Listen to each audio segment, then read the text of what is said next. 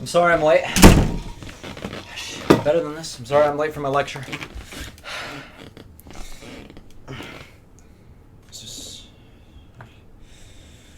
I'm sorry, it was a busy morning, but now I'm here, and that's what matters. Alright, let me get my laptop. Alright, class, are we ready to learn a lot of useless information? You will never learn, you will never use outside of this classroom? Good.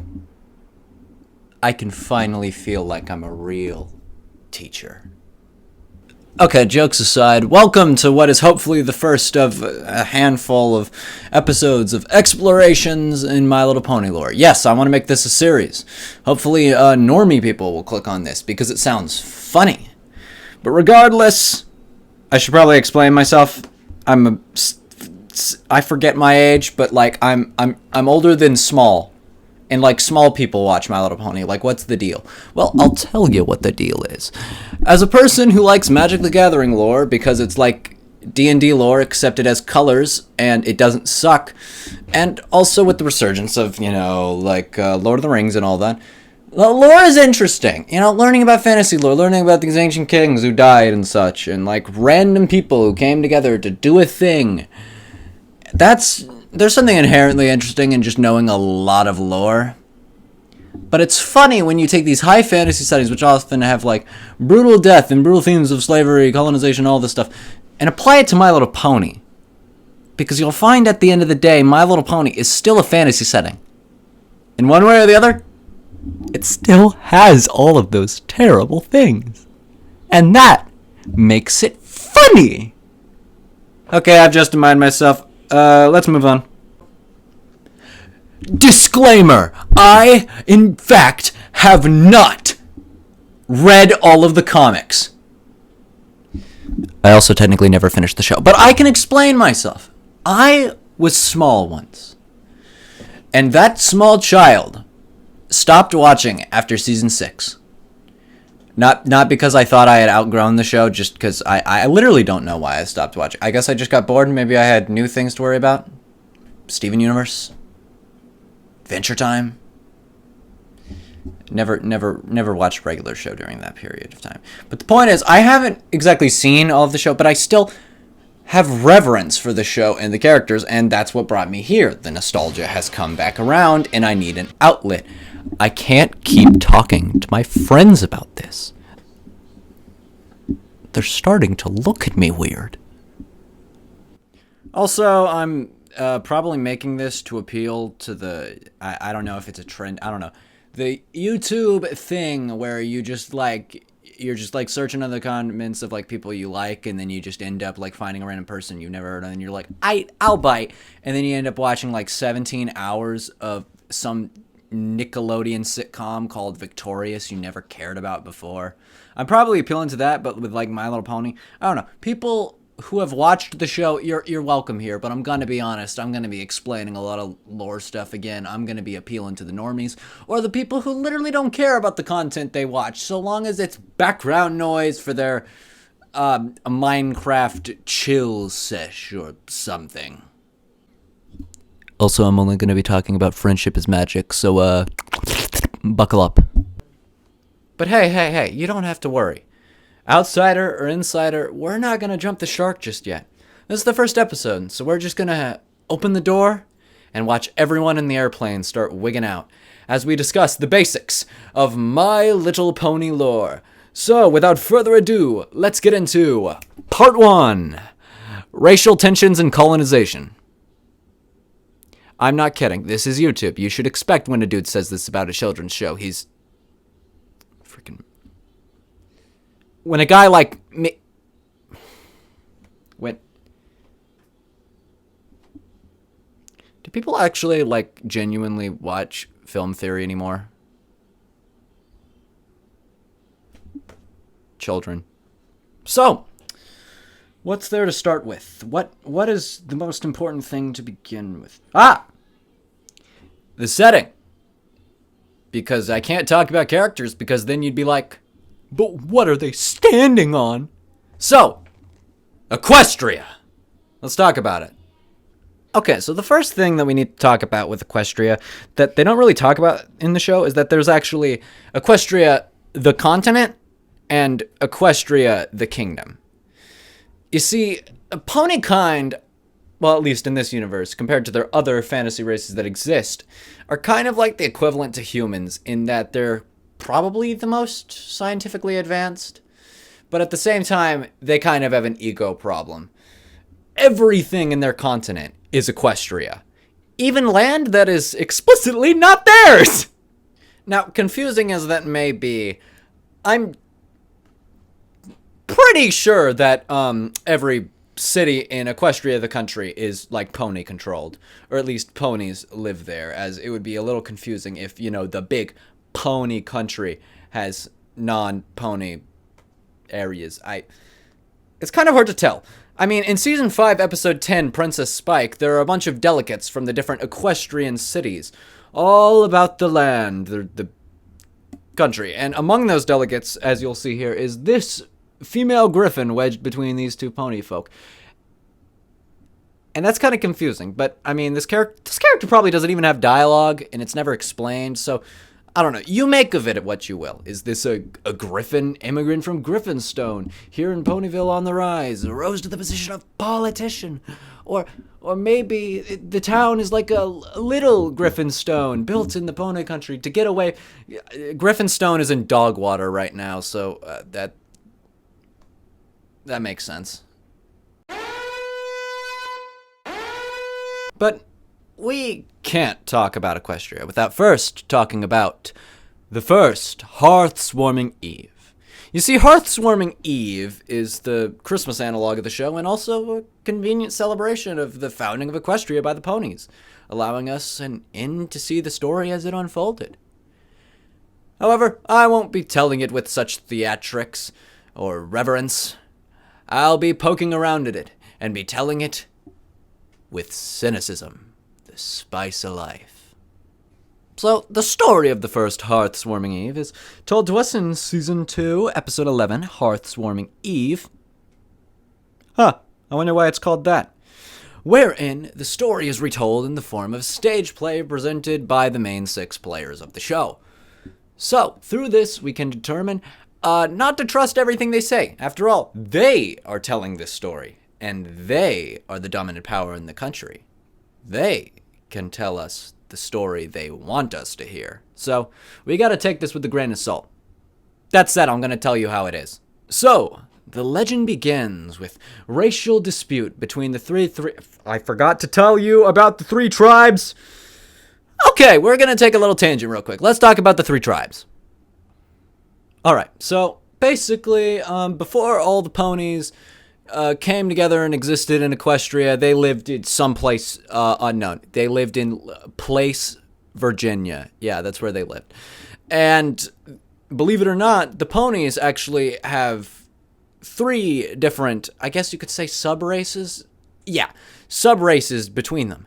That being, I assume I'll edit them in. So, Unicorn, Earth Pony, and Pegasi. And they all lived in 3 different tribes. Alright, so let's talk about unicorns. So unicorns have horns that are capable of casting magic, allowing them to perform all kinds of basic actions, cast complex and magical spells, and also allow them to interact with objects without having to use the stump of a hoof or their own teeth. They use their teeth to write in this world.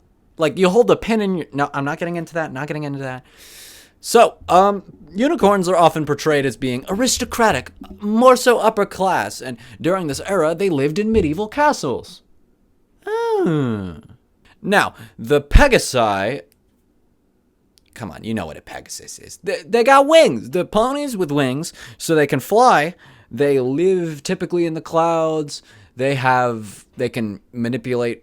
I don't know. Weather's just manipulatable in this world. But back in this era, the Pegasi had sort of like Greek inspirations. A lot of races in this world have Greek inspirations. But we're not talking about them. We're talking about the Pegasi, who also during this era kind of had like a militaristic vibe to them. All right. So given unicorns and Pegasi, I want you to take a good look at your typical earth pony. Do you notice it? Yeah, that's right. They have nothing special. So earth ponies have... Okay, this is kind of my headcanon, but this is just how I think of them. Earth ponies have no special talent, but that's kind of a blessing in their case. Seeing as they don't have wings or horns, they can just work with their body as it is and improve the body instead of having to worry about being able to fly, because all Pegasus have to fly because we have wings, or all unicorns have to know magic because that's our thing. We know magic. Earth ponies just live. Okay, that said, they kind of are depicted as being little peasant folk who live in their little cute little German houses and are poor and into the land like the little poor little peasant farmers they are. So yeah, they got that going for them. Okay, so beyond the obvious wealth disparity that exists between these three tribes, the three tribes just kind of hated each other for being different. And so they divided their cultures and separated from each other, which only made them hate each other more because it made them more different. But they still needed each other. After all, the different tribes are only part of pony kind and what pony kind is capable of. So they had to forge what I'm going to call the old deal, which I don't feel like explaining to you, so I'm just gonna play a clip. In those troubled times, as now, the Pegasi were the stewards of the weather. But they demanded something in return. Food that could only be grown by the earth ponies. The unicorns demanded the same. In return for magically bringing forth day and night. For those not in the know, that was Spike talking. Spike's the best character. He's like, you guys remember Grimbo? Yeah, he's like Grimbo.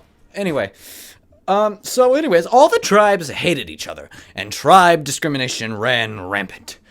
But you see, in Equestria, hating another person, it's not a bright idea. There are many monsters that feed off of hatred. 2 even. Okay, then again, that's not saying much. You got 2 monsters that feed off hatred and 1 monster that feeds off love. So just don't talk to anyone. Okay, despite my mad ramblings, where are we going with this? We're going to this. Let's talk about the Windigos. Okay, that's not actually the real name, but like the real name is like cursed or racist or something. I genuinely don't remember. I'm just not going to say it because I'm considerate like that. But if you want to say it and summon it or be something, boom, it's on screen. Say it, say it, say it, say it, say it. Okay, you've just been cursed forever. But regardless, the point is that the My Little Pony version of this creature, not our real word version of it, the Windigos feed off of hatred and discontent and non-working togetherness. And wherever they feed, a blizzard follows, and they appear as equine spirits of the winter, here to bury you under mountains of snow. And that's exactly what they subjected these poor ponies to. Hello everybody, Editing Hash here, and I just wanted to mention I have 2 little notes to give you. One thing on the Windigos' true name, I did some digging. I do not believe it's offensive. It's merely that just the Windigos' true name catches the attention of the spirit in question and will more or less summon you or make you target. It's like why the Greeks never mentioned the name of Hades. Another thing on Windigos is that, oh yeah, in like culture, they also exist as a metaphor where you would refer to like something that takes more than it needs by the Windigos' true name. Someone or something that takes more than it needs and upsets the balance, upsets the harmony. Thus, these creatures as sowers of disharmony. The other thing I had to say was, oh yeah, the literal next scene just disappeared. I don't know where it went, so I'm just gonna read it off to you. Where the Windigos entered into the area and began to feed off the discontent and sow it, creating a storm And so the three tribe leaders, completely independent of each other, just all decided we need to get out of here. We need to find new land. We need to go. And so all of the leaders just traveled away from Place Virginia and went to a different place. And to no pony's surprise, they actually just all ended up in Equestria at the same time. And then they started arguing with each other again. And then the windigos followed them and spread winter through that. And then they bravely ran away and took shelter in a cave. And in the original take, I think I said wusses or wussies wrong or something, and messed it up, and then I make fun of myself for it in the next take. Yeah. So, me pronouncing wusses aside, the leaders bravely ran into the cave to seek shelter from the oncoming storm. And they did not pick up on the pattern at all and continued to argue with each other over rocks and drawing a line through the cave like it's a sitcom episode and the roommates are splitting the room in half. Like they're doing that kind of shtick. And so, of course, the entrance was frozen solid and the storm followed them in, and then the leaders froze to death. I'm decently sure they did not notice the storm until they had frozen to death. Okay, I'm exaggerating. They were just frozen solid in a block of ice. They didn't actually die. It's so hard to tell because that kills people in real life. My mistake. Now, with the tribe leaders frozen solid, and the windigos turning their eyes to their second-in-commands, their right-hand mans, their subordinates. The subordinates took the first step to pony harmony by talking smack on their superiors. They just started dunking on them. But I don't know. I kind of like that narrative decision. You know, the first step to, friendship from hatred is just like a collective hatred at a single person. Baby steps, guys. And now our bodies will become as cold as our hearts, all because we were foolish enough to hate. Well, I don't hate you. I actually hate Commander Hurricane a lot more than I hate you guys. Actually, I don't really hate her. I just really dislike her. Well, I don't hate you guys either. Nor do I. No matter what our differences, we're all ponies.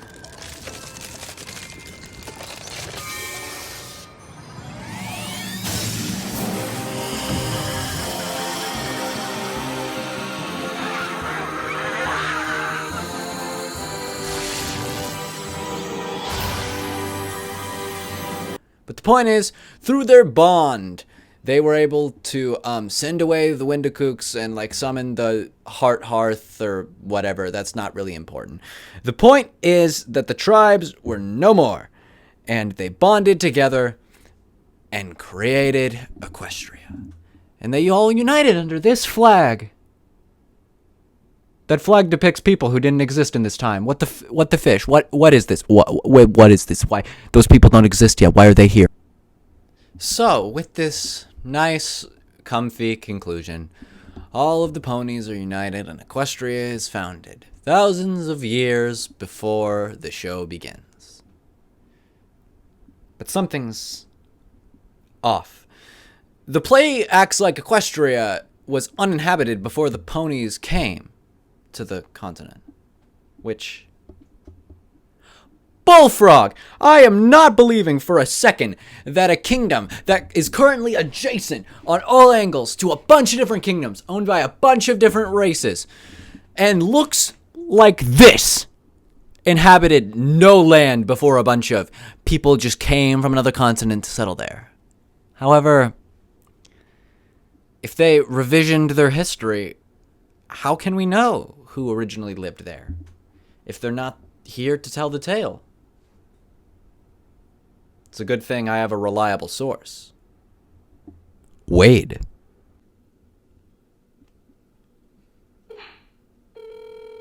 Trust me, he's an expert on the subject. Hello, Professor. Hello, Professor Wade. He hung up on me. Who needs him? This is so much funnier than if he actually just like... I'm sorry, I need to see that back. That's so funny. Wait, screw Wade. We don't need Wade. He looks like Weird Al Yankovic with glasses on. Why should I trust him? Instead, let's talk about my own theories about who originally lived in the continent of Equestria that the ponies forced off in ancient times. Whether their fate was to simply just be forced off their own land or assimilated into a far worse position. Now, if you were a smooth brain, you'd probably say something like, oh, gosh, maybe it was the Diamond Dogs from Season 1, Episode 19, a dog and a pony show. What if they were stragglers of Equestria? They lived there originally. Well, I'm here to tell you, actually, you're wrong. There was this comic series called Friendship Forever that was a spin-off of the mainline My Little Pony comics that focused on two pairs of characters that wouldn't normally hang out together, and one of those was Trixie and Rainbow Dash, and they were in the Diamond Dog Kingdom of Diamondia, and they actually confirmed that those Diamond Dogs from that episode were actually exiles because they were a bunch of stinky criminals. That said, I would be remiss to not mention that the Diamond Dogs have like this hang on, I'm sorry. I looked it up on the wiki. They have like this temple. Oh yeah, they have like this ancient like temple or something that has the most suspicious sounding name ever. It's like this old abandoned like ancient settlement or temple. It's called Never Look Back, Walk Tall, Act Fine. I just thought that was funny. I know nothing about it. I just wanted to mention it. However, if you had a big brain like me, you'd probably think, well, based on, human, settlementation, and also based on the evidence given to us, perhaps the likes of cattle and sheep once roamed free in Equestria. But once the ponies came, they were subjugated and forced into farming systems. Now, given this information and what I just said, you're probably thinking to yourself one of two questions. The first question is probably something along the lines of, cash, I don't know if that counts. I mean, are the cows really sentient? Yes, the cows are sentient, and the ponies milk them. Here's a clip of a cow talking. Morning, Daisy Joe. You here to pick up some cookies to go with your milk? Oh, yeah, Pinky, don't you know? Well, Mrs. Cake just baked a fresh batch of your favorite oatmeal. Ooh, sounds delightful. I mean, in terms of sentience, okay, the I should specify, the ponies don't kill them. The ponies, as I'll depict here if I can find, the ponies have, strictly vegetarian diets where none of them eat meat ever, and there's, no meat prepared, so they don't kill the cows. In terms of intelligence, I didn't feel like rewatching the episode with, the cattle stampedes and stuff, but, I'm decently sure that they have, a simple-minded nature and can accidentally cause harm to ponies from time to time, but, that's not the point. However, your second question is probably something along the lines of, cash, but that can't be right. That sounds a bit too much slavery, and this is a children's show. They would never... I'm going to stop you right there, because this show has so much mention and depiction of slavery in it. It's not a lot, but it's a concerning amount given the themes. I don't know. Here's a clip. You've never heard of the Wonderbolts? Where have you been? Enslaving villages, I guess. Prepare your hands. I'm about to drop some names. King Sombra enslaved the ponies of the Crystal Empire. T-Rex's plan was to enslave and torture all of pony kind. If his plan wasn't to just kill all of them, I genuinely don't know. And I haven't revisited the movie yet, but I'm decently sure that Storm King enslaved all of the ponies of Equestria after capturing 3 out of the 4 princesses. And this is something that goes back to old school My Little Pony. They had slavery back then. I guess it's just a concept inherent to fantasy settings, and even My Little Pony couldn't suppress these themes. I don't know. Okay, so like getting away from slavery and all that dark spooky stuff for a second, I should give mention to the buffalo. Yeah, that people. Hang on. All this talking's making me thirsty. The buffalo people depicted here. Here's a small one. The buffalo are, if you couldn't tell, are kind of just allegories for Native Americans, so I should probably throw them in. They are mainly depicted in season 1, episode 21, Over a Barrel, where the plot of the episode involves a new pony town in the present day, I should say, in the present day.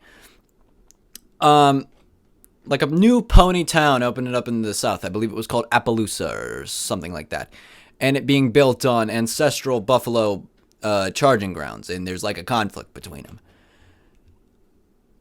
I kind of feel like with the vibe of this episode, like this is a current problem, like this wasn't a problem before. Maybe they were just chilling in the south, and like the ponies mainly settled here, and they expanded down, and it only became a problem recently. But then again, the ponies did come to Equestria thousands of years ago. Perhaps they forced the buffalo off their land and burned their history or something, so that the south area they've been relegated to became their ancestral herding ground over 1,000 or so years. But I don't know. You take your pick. What do you think? But I can't move on without talking about the goats, so let's talk about goats! They don't speak ponyish! I have no idea what they're saying. They hung out with, like, a Minotaur motivational speaker in Season 2, Episode 19, Putting Her Hoof Down. I'm gonna be honest, I think I just included them because goats are cool. I don't think these guys ever lived in Equestria. Okay, final little thing before we moved on. You know how I mentioned that the ponies probably enslaved the sheep and they're probably sentient? I think they're sentient. I think they've talked before. Okay, well, there was this one sheep, and his name was Grogar, and he was the first big threat to Equestria, because he showed up before the princess people. I'll get to them later. And he, as I like to put it, he tried to conquer the land and the ponies before the ponies could put up a fence to keep him out. But, I mean, I don't think this guy's really important. I think the fact that the wiki literally doesn't specify the race of the person who brought him down, Gusty, probably says a lot about how little he matters to Equestrian history. That said, I also have not seen Season 9, so maybe his grand appearance or reemergence, I know the plot twist, has more information. I don't know. I haven't seen Season 9. I haven't seen the whole show. Bite me. All right, everybody. I've been talking for a little bit, and I'm getting a little thirsty. So, why don't you go get some water? Let's all, class, stand up. Let's all get a stretch. Let's all get a good stretch. I'll give you 5 minutes. You're gonna have to pause for that 5 minutes. I'm just gonna roll a random clip that I couldn't fit anywhere else in the video, and we're gonna come back for part 2. Hello, mammals! It is I, Editing Cash here again, and less sniveling instead this time. Here, in this video taken in front of my most prized possession, this Japanese poster of my favorite movie. This is a joke. My most prized possession is a revised copy of Scrublands, but that's not the point. For you see, I'm here to cut you a Faustian bargain, if you'd only accept. For you see, I have been editing for 1.5 weeks, and the video is only halfway done. So, I need a sign of my efforts. So, here's the deal. I give you more than 5 minutes of me not talking. Like a couple days, maybe even like multiple weeks. And you also get like a sign of my effort. You know, why am I going with this angle of Faustian? It's happening. It's happening. I am not waiting to release this because my phone's memory space is going to die. So I can't. I'm just going to shake the camera a couple times and say,